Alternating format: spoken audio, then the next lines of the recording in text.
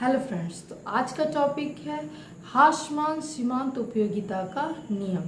सीमांत तुष्टिगुण विश्लेषण का संबंध सीमांत उपयोगिता या तुष्टिगुण के व्यवहार से है। सीमांत तुष्टिगुण के जाने पहचाने व्यवहार का वर्णन हाशमान तुष्टिगुण नियम के अंतर्गत मिलता है, जिसके अनुसार एक व्यक्ति किसी एक वस्तु की अधिकाधिक इकाइयों का उपभोग करता है तो उसकी सीमांत उपयोगिता उस वस्तु के लिए कम होती जाती है। यहाँ ध्यान देने बात यह है कि अगर उपभोक्ता को एक वस्तु की अधिकाधिक मात्रा दी जाती है या उसका वो उपभोग करता है तो उसका सीमांत तुष्टिगुण मतलब सीमांत उपयोगिता घटती जाती है, परंतु कुल उपयोगिता नहीं। हाशमान उपयोगिता नियम के अंतर्गत कुल उपयोगिता बढ़ती है, परंतु कुल उपयोगिता में लगातार वृद्धि होती है, परंतु घटती हुई दर से। सीमांत तुष्टिगुण सिद्धांत के प्रमुख प्रतिपादक मार्शल के अनुसार कि किसी वस्तु के स्टॉक में वृद्धि से व्यक्ति को जो आवश्यकता संतुष्टि प्राप्त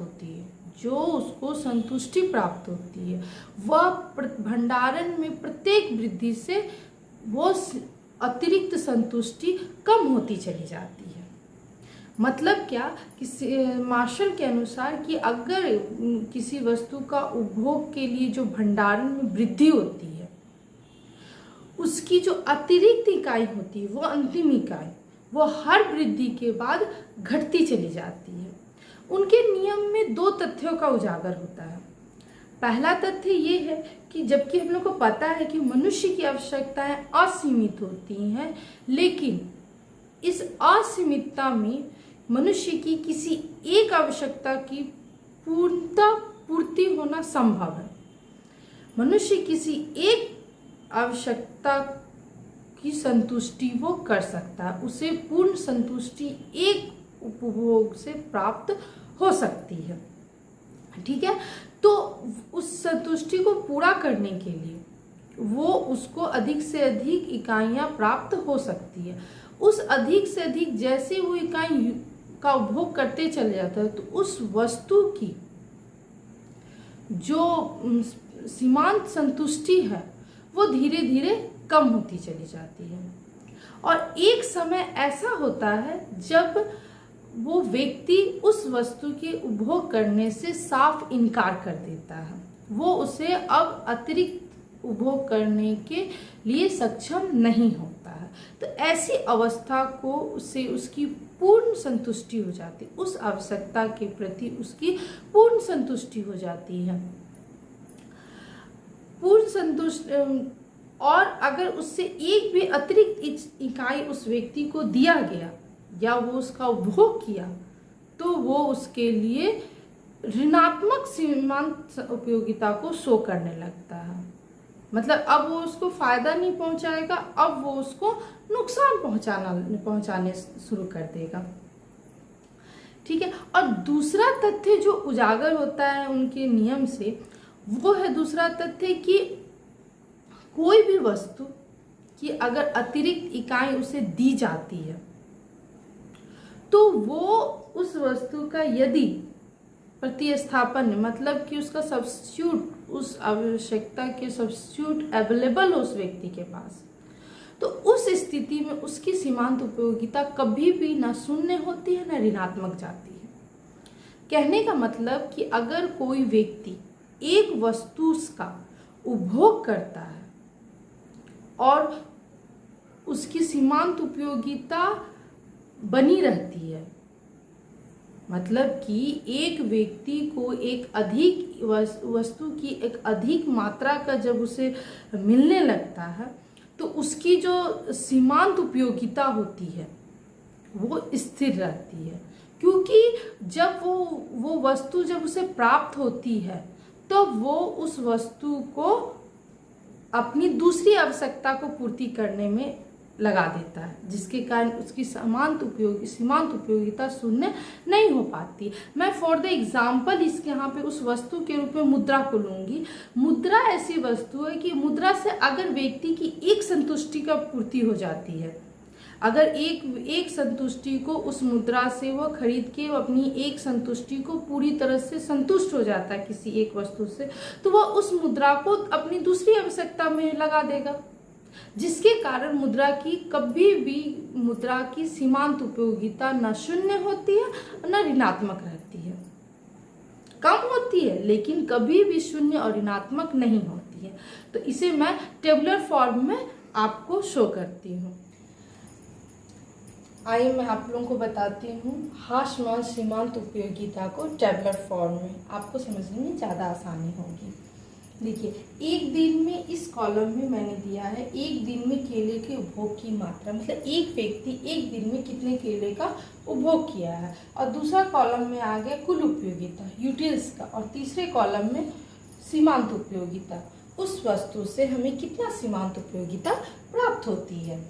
अगर एक केले का उपभोग करने से 12 यूटिल्स के बराबर कुल उपयोगिता प्राप्त होती है तो सीमांत उपयोगिता भी 12 के बराबर होगी।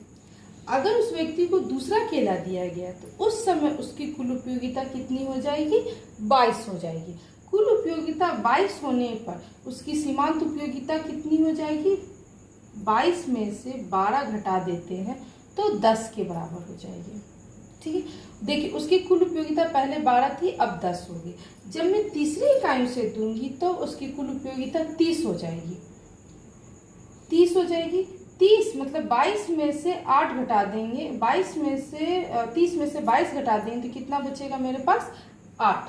फिर इसकी सीमांत उपयोगिता और कम हो गई, लेकिन कुल उपयोगिता बढ़ती जा रही है। लेकिन यहाँ ध्यान दीजिएगा, कुल उपयोगिता बढ़ तो रही है लेकिन घटती हुई दर से बढ़ रही है। पहले 12 डिफरेंसेस था, फिर 10 था, अब फिर 8 आ गया।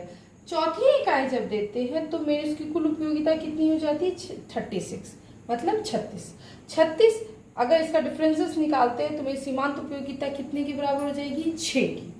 पांचवी इकाई पर इसकी कुल उपयोगिता फिर 40 और मेरी सीमांत उपयोगिता कितना बचता है? 4। जब मैं छठी इकाई देती हूँ तो इसकी यूटिल्स भले 41 हो जाए लेकिन इसकी सीमांत उपयोगिता मात्र 1 के बराबर रहती है। मतलब कि अब वो व्यक्ति को केले का उपभोग करने, केले के प्रति वो पूर्ण संतुष्ट हो गया। अब उसको एक भी एक्स्ट्रा इकाई नहीं चाहिए। मतलब अगर हम 7वीं इकाई देती है तो अब हमारा रिजल्ट क्या होता है? 39। मतलब कि वृद्धि तो हो रही है लेकिन निगेटिव में वृद्धि हो रही है। मतलब अब उसको नहीं चाहिए, अब उसे -2 आ गया मार्जिनल यूटिलिटी।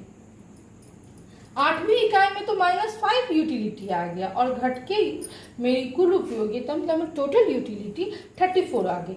आप ध्यान दीजिएगा कि टोटल यूटिलिटी बढ़ तो रही है लेकिन घटती हुई दर से। पहले इसके डिफरेंसेस था 12 था, उसके बाद 10 के बाद 8 के बाद 6 के बाद 1 4 के बाद 1 के बाद -2 और -2 के बाद -5। मतलब टोटल यूटिलिटी बढ़ तो रहा है लेकिन घटती हुई दर से। यही हाशमान सीमांत उपयोगिता का नियम है कि टोटल अगर किसी व्यक्ति को अगर वह अतिरिक्त उपभोग किसी वस्तु की अतिरिक्त मात्रा में उपभोग करता है तो उसका एक समय के बाद उसकी संतुष्टि निगेटिव हो जाती है।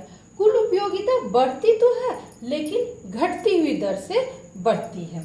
ठीक है, अब मैं यही चीज को आपको ग्राफ फॉर्म में दिखाती हूँ।